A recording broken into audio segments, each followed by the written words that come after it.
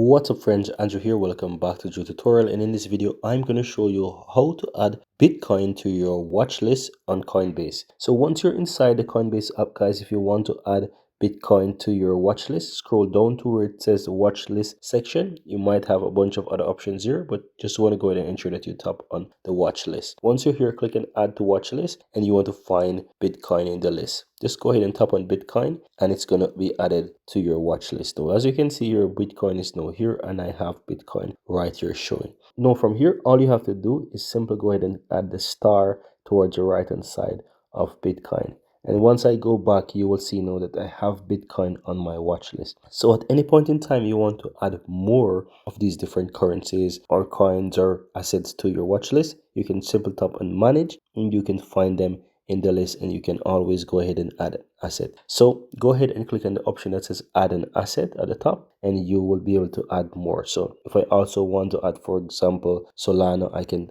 add it there. So once I go back, you see I have two here under my watch list. And once I'm back on my own page, I can see what my watch list look like as well. And that's it. Very easy and very simple.